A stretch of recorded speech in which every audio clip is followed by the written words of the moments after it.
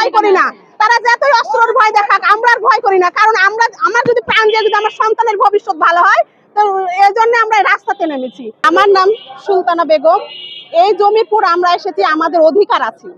আমার দাদির এই জমি, অথচ সুজা মিয়া তার 30-40 বছর আগে দখলে করে খান, কিন্তু আমরা তখন থেকে আমার বাপ চাচারা এখানে লড়ছে, লড়ার পরও দখলে আসতে গেলে তারা হলো দখল করতে দেয় না। তারা আমরা এসে ঘিরে দিয়ে ওরা ভাঙচুর করে আবার থ্রেট দেয় যে আপনারা যদি জমির পুর আসেন আপনাদেরকে গুলাগুলি করবো, আপনাদেরকে মেরে ফেলবো, এভাবে থ্রেট দেয়। আমরা অনেক কষ্টে বসবাস করি বাচ্চা কাচ্চা ভাড়া বাড়ি থেকে, অথচ আমাদের দেখেন বিঘা বিঘা জমি পড়ে আছে, আমার বাপ দাদাদের বংশগত সম্পদ, অথচ এই সম্পদে আমরা কি দাঁড়াতে পারি না। এখানে দাঁড়িয়েছি, আমাদের এই জমি আমরা ফিরে যেতে চাই। আমরা যদি এখানে আগে আসতাম তাহলে আমাদেরকে ওরা মারতো, তাই আমরা এই জমি এখন চাই। ভয়ে আমরা আগে আসতে পারতাম না। আমার দাদা দাদি আমার নানা নানির লেগে আমি দাঁড়িয়েছি। টাকার বলে আপনার আমাদের ভূমি অফিসে ঢুকে কাগজ ছিঁড়ে ফেলে দেয়, আপনার কোর্ট কাছারিতে যেতে আমাদেরকে হুমকি দেয়, আমরা যেতে পারি না। উপস্থিত মনে করলেন কি জমির কাছে আসলে কেস কাছারি করে, আমার নামে 3টা যেরকম অবৈধ মামলা করেছে। ওরা বলে কি জমির কাছে আসলে তোরা ফেরত যাবে না, যেরকম আপনার এদের বংশীয় মনে করলেন কি মানে ক্ষমতা। আপনার বাবলু চাচা মার্ডার কেসের আসামি, পিটার হচ্ছে কি বিভাগীয় রাজশাহী বিভাগের মনে করলেন কি এক নামে চিনে কি পিটার মাস্তান গুন্ডা। আপনার এই সেলুবেলু মনে করলেন কি বড় ব্যবসায়িক, এরা মনে করলেন কি টাকা দিয়ে সব জায়গাতে মনে করলেন কি ধামা চাপা দিয়ে দেয়।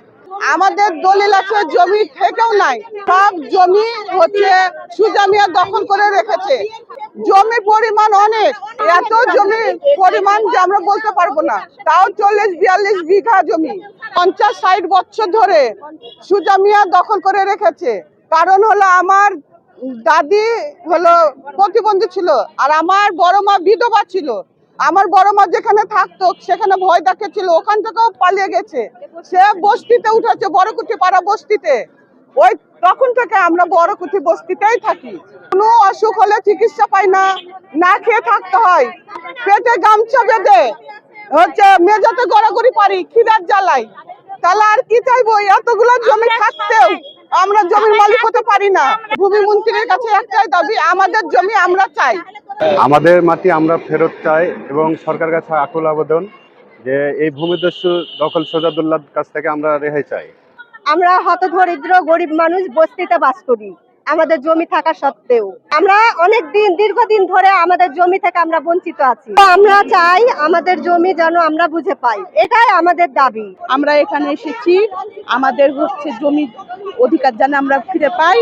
শুনে আসছি যে এটা আমার নানাদের জমি, নানার আম্মাদের জমি, কিন্তু যখন আমার নানারা এই জায়গাটাতে আসতো বা হচ্ছে জমির জন্য কথা বলতো, তখন আমার নানাদেরকে ধুমকি দেওয়া হতো যে হচ্ছে এখানটাতে আসলে তোমাদেরকে হচ্ছে খুন গুম করে দিব।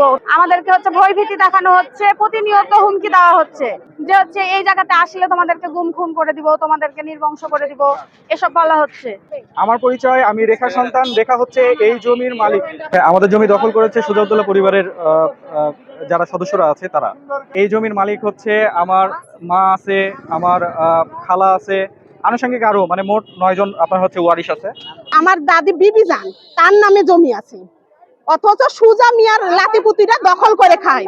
কারণ দলিল যা তার তো জমি, তারা তো দলিল দেখাতে পারে না। আমরা কোর্টের মাধ্যমে 2টা ডিগ্রি পাইছি, পাইছি, তা ওদের সাথে আমরা সমঝোতা করতে চাইছি যে আপনারা বসে আমাদের কিছু হলে আমাদেরকে দিন, কিন্তু তারা করে না, তারা থ্রেট দেয় যে তোরা খালি জমির দিকে এসে দেখ, তোদের ভাই তাদেরকে হলো মেরে ফেলবো। তারা ওপেনে অস্ত্র নিয়ে বেড়ায়, অথচ রাজশাহীতে আমরা বসবাস করি খুব ভয়ে, তারা ওপেনে অস্ত্র নিয়ে বেড়ায়। আমরা এত বিঘা বিঘা জমি পড়ে আছে, আমরা এত কষ্ট, আমাদেরকে কিছু দিক।